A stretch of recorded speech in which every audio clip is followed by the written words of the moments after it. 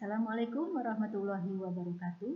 Pada kesempatan kali ini, kita akan mempelajari tentang peranan Indonesia dalam kerjasama ASEAN.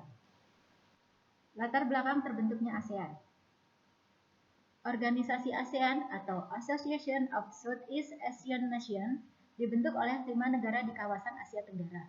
Kelima menteri luar negeri dari negara tersebut menandatangani deklarasi Bangkok di Bangkok, Thailand pada tanggal 8 Agustus 1967. Berikut adalah 5 tokoh pendiri ASEAN.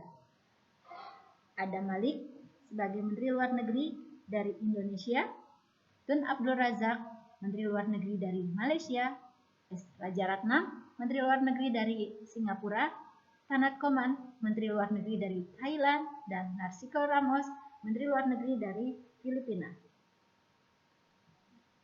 Organisasi ini dibentuk berdasarkan kepentingan dan masalah bersama yang dihadapi oleh negara-negara di Asia Tenggara, perbedaan kondisi fisik negara, perbedaan penguasaan iptek, serta perbedaan politik dan keamanan, serta untuk memperkuat stabilitas sosial, ekonomi, dan politik dari negara-negara anggotanya, mengingat negara anggotanya sama-sama pernah dijajah oleh bangsa asing, kecuali Thailand.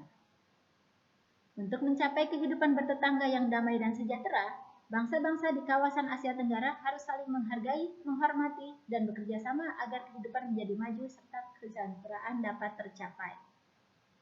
Latar belakang berdirinya ASEAN. Persamaan letak wilayah, yaitu Asia Tenggara. Persamaan nasib sebagai bangsa yang pernah dijajah bangsa asing, kecuali Thailand. Adanya perselisihan di beberapa negara di wilayah Asia Tenggara yang dapat mengancam persatuan, seperti yang terjadi antara Malaysia dan Indonesia pada tahun 1965 sampai 1966. Berkembangnya paham komunisme yang ditakuti oleh negara-negara Asia Tenggara. Tujuan ASEAN berdasarkan isi deklarasi Bangkok adalah mempercepat pertumbuhan ekonomi dan kemajuan sosial budaya di Asia Tenggara, memajukan perdamaian dan stabilitas kawasan dengan tetap menghormati keadilan dan penegakan hukum, meningkatkan kerjasama dan saling membantu dalam iptek, meningkatkan kerjasama di bidang pertanian, industri, dan perdagangan, serta transportasi dan komunikasi, memelihara kerjasama dengan organisasi-organisasi internasional dan regional, meningkatkan stabilitas dalam bidang politik dan keamanan. ASEAN menjalin kerjasama dalam bidang ekonomi, politik, dan budaya berdasarkan prinsip-prinsip saling menghormati kemerdekaan, kedaulatan, dan kesamaan dari semua anggota. Mengakui hak setiap bangsa untuk hidup bebas dari campur tangan pihak luar. Tidak mencampuri urusan dalam negeri tiap negara. Menyelesaikan perselisihan secara damai. Tidak mengancam atau menggunakan kekerasan. Menjalankan kerjasama secara efektif. Lambang ASEAN berbentuk 10 batang padi yang terikat. Jumlah batang padi pada awalnya adalah 5, sesuai dengan penggagas ASEAN. Jumlah tersebut sekarang menjadi 10, sesuai dengan jumlah negara anggota ASEAN. Padi digunakan sebagai lambang ASEAN karena merupakan makanan pokok mayoritas penduduk ASEAN dan hasil pertanian utamanya adalah padi. Warna kuning pada batang padi menggambarkan kemakmuran dan kesejahteraan negara anggota ASEAN. Warna merah pada latar belakang simbol padi melambangkan sikap berani dan dinamis. Warna putih melambangkan kesucian dan warna biru melambangkan perdamaian dan keamanan. Lingkaran melambangkan persatuan dan kesatuan antar negara ASEAN. Lingkaran putih menunjukkan bahwa negara anggota ASEAN memegang teguh persatuan dan kesatuan dengan hati yang suci serta tujuan bekerja sama meningkatkan kemajuan negara-negara ASEAN di segala bidang. Lingkaran paling luar yang berwarna biru melambangkan persatuan dan kesatuan untuk menjaga perdamaian dan keamanan. Sifat keanggotaan ASEAN adalah terbuka untuk seluruh negara di kawasan Asia Tenggara. Keikutsertaannya ditandai dengan kesepakatan terhadap tujuan dan prinsip ASEAN. Anggota ASEAN terdiri atas semua negara di Asia Tenggara terkecuali di Timor Leste. Berikut negara-negara anggota ASEAN. Yang pertama, Filipina sebagai negara pendiri. Yang kedua, Indonesia sebagai negara pendiri. Yang ketiga, Malaysia sebagai negara pendiri. Yang keempat, Singapura sebagai negara pendiri. Yang kelima, Thailand sebagai negara pendiri. Yang keenam, Brunei Darussalam bergabung pada tanggal 7 Januari 1984. Yang ketujuh, Vietnam bergabung pada tanggal 28 Juli 1995. Yang kedelapan, Laos bergabung pada tanggal 23 Juli 1997. Yang kesembilan, Myanmar bergabung pada tanggal 23 Juli 1997. Yang ke-10, Kamboja bergabung pada tanggal 30 April 1999. Hasil konferensi tingkat tinggi atau KTT ASEAN di Bali pada tanggal 7 Juni 1979 menyetujui adanya Sekretariat ASEAN. Sekretariat tetap ASEAN diputuskan berkedudukan di Jakarta, yaitu di Jalan Sisingamangaraja, Jakarta Selatan. Ini adalah gedung Sekretariat ASEAN. Sekretariat Jenderal dipimpin oleh Sekretaris Jenderal yang diangkat secara bergilir, dipilih oleh Menteri Luar Negeri negara-negara anggota ASEAN. Pada awalnya masa jabatannya itu 2 tahun, namun saat ini menjadi 4 tahun. Sekjen ASEAN yang pertama adalah Hartono Reksodarsono, menjabat dari tahun 1976 sampai 1978 dari Indonesia. Pada saat ini, Sekjen ASEAN dijabat oleh Lim Jock Hoi yang menjabat dari tahun 2018 sampai 2022 dari Brunei Darussalam. Dalam pelaksanaan tugasnya, Sekretaris Jenderal atau Sekjen dibantu oleh staf regional dan staf lokal. Sedangkan tugas hariannya dibantu oleh 7 orang staf yang berasal dari negara anggota ASEAN. Tugas Sekretaris Jenderal ASEAN adalah bertanggung jawab atas pelaksanaan tugas yang ditetapkan oleh Sidang Tahunan Menteri Luar Negeri dan Sidang Menteri Ekonomi. Menyelenggarakan, memperlancar, dan mengawasi kemajuan pelaksanaan kegiatan ASEAN. Bertindak sebagai badan administratif pusat untuk membantu meningkatkan pelaksanaan proyek-proyek dan kegiatan ASEAN secara efektif. Sebagai jalur komunikasi resmi antara ASEAN dan organisasi regional atau internasional, pemerintah, dan lembaga yang menjalin hubungan dengan ASEAN. Indonesia sebagai salah satu anggota ASEAN. Indonesia berada di kawasan benua Asia dan berbatasan dengan negara-negara lain. Ada perbatasan berupa daratan, ada perbatasan berupa lautan. Indonesia merupakan negara terbesar di ASEAN. Batas wilayah Negara Kesatuan Republik Indonesia. Sebelah utaranya berbatasan dengan Singapura, Laut Tiongkok Selatan, Malaysia, Brunei Darussalam, Filipina, dan Samudra Pasifik. Sebelah selatan berbatasan dengan Samudra Hindia, Timor Leste, dan Australia. Sebelah timur berbatasan dengan Papua Nugini dan Samudra Pasifik. Sebelah baratnya berbatasan dengan benua Asia dan Samudra Hindia. Indonesia merupakan negara dengan jumlah penduduk terbesar di kawasan ASEAN. Artinya, Indonesia memiliki potensi yang sangat besar sebagai negara penyedia tenaga kerja dan sebagai pasar yang menyerap produk yang dihasilkan oleh negara manapun. Indonesia merupakan negara kepulauan yang memiliki banyak wilayah pantai dan potensi geografis yang besar untuk dikembangkan. Indonesia memiliki keindahan laut dan daratan serta kekayaan alamnya sangat menguntungkan bagi kemajuan di bidang ekonomi, sosial, budaya, transportasi, dan berbagai bidang lainnya. Hasil kekayaan tambang dan hasil laut menjadikan Indonesia negara yang sangat kaya. Bentuk kerjasama Indonesia dengan negara-negara ASEAN. Yang pertama, kerjasama ASEAN dalam bidang ekonomi. Tujuannya untuk meningkatkan jumlah perdagangan dan pertukaran jasa antar negara ASEAN. Berikut bentuk kerjasama ekonomi ASEAN. Penerapan tarif khusus bagi barang dan jasa sesama anggota ASEAN yang disebut dengan AFTA atau ASEAN Free Trade Area atau kawasan perdagangan bebas. Tujuannya agar mampu bersaing dengan negara lain. IRRI atau International Rice Research Institute, badan penelitian bidang pertanian yang didirikan di Filipina.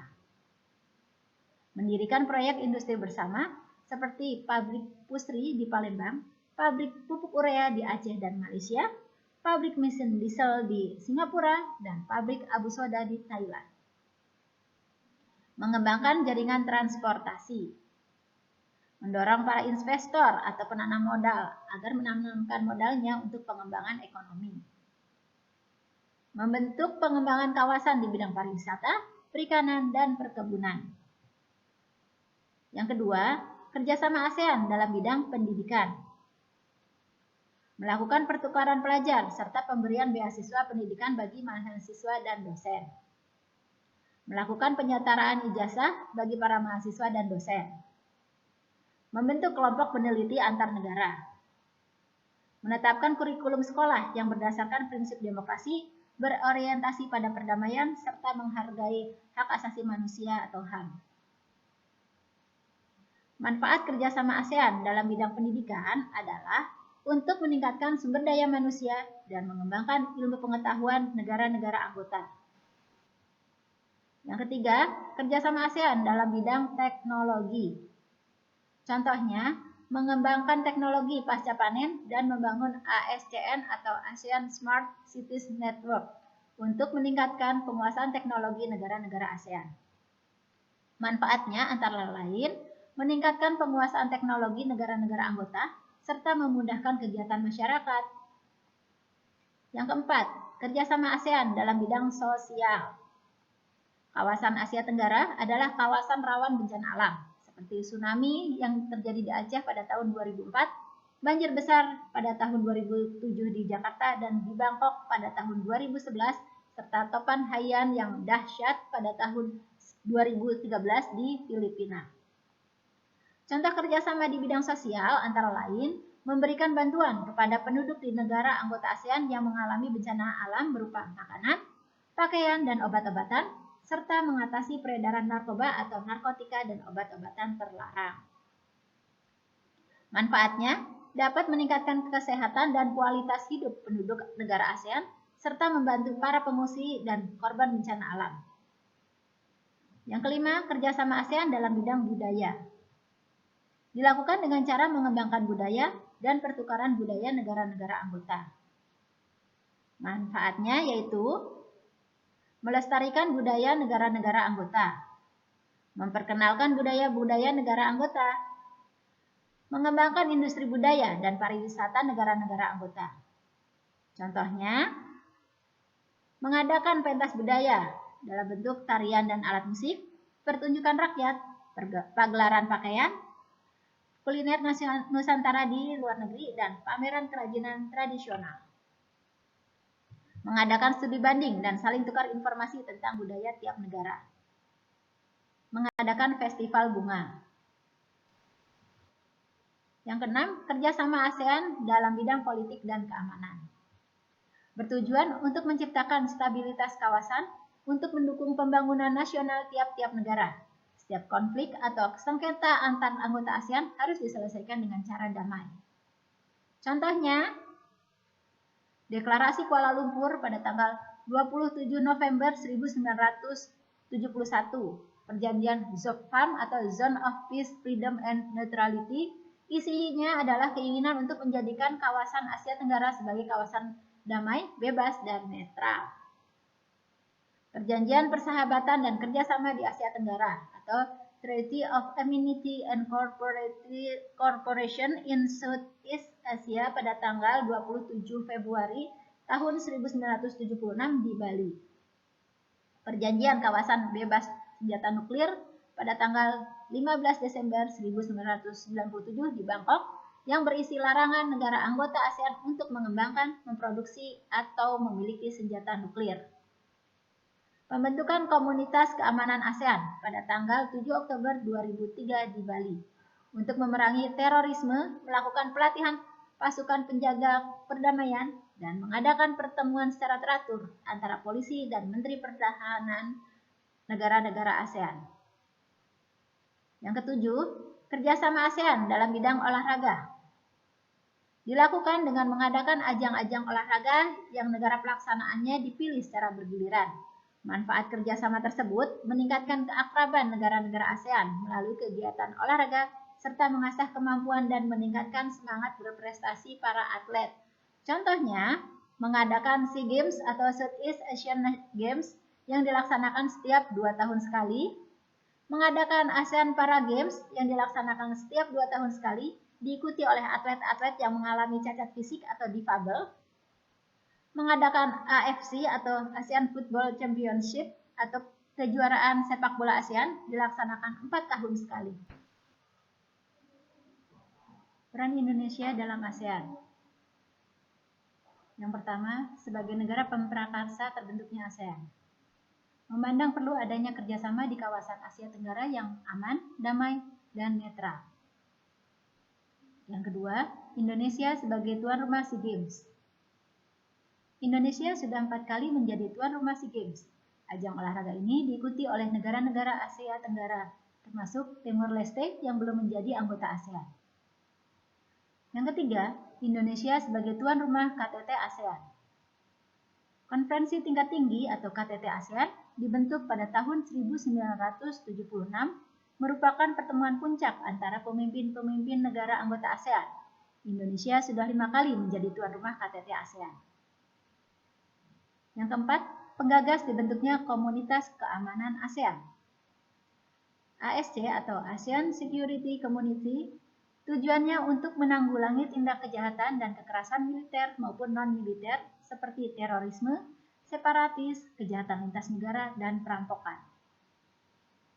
Yang kelima, penengah perundingan damai Kamboja dan Vietnam. Perang Kamboja dan Vietnam yang berlangsung pada tahun 1977 sampai 1979. Kamboja berada di bawah pengaruh pemerintah komunis Tiongkok, sedangkan Vietnam berada di bawah pengaruh pemerintah komunis Uni Soviet. Konflik Tiongkok dan Uni Soviet dianggap mempengaruhi konflik antara Vietnam dan Kamboja. Yang keenam, membantu perdamaian Filipina dan gerakan pembebasan Moro. Indonesia meminta kepada pemerintah Filipina agar hidup damai dengan umat Muslim Moro, membantu proses perdamaian saat perang saudara di Kamboja, dan menjadi penengah ketika militer Vietnam menyerang Kamboja. Yang ketujuh, Jakarta Informal Meeting.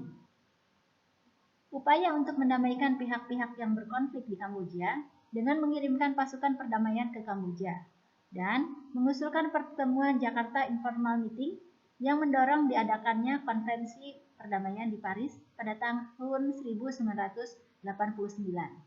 Demikian materi pada hari ini. Terima kasih atas perhatiannya. Wassalamualaikum warahmatullahi wabarakatuh.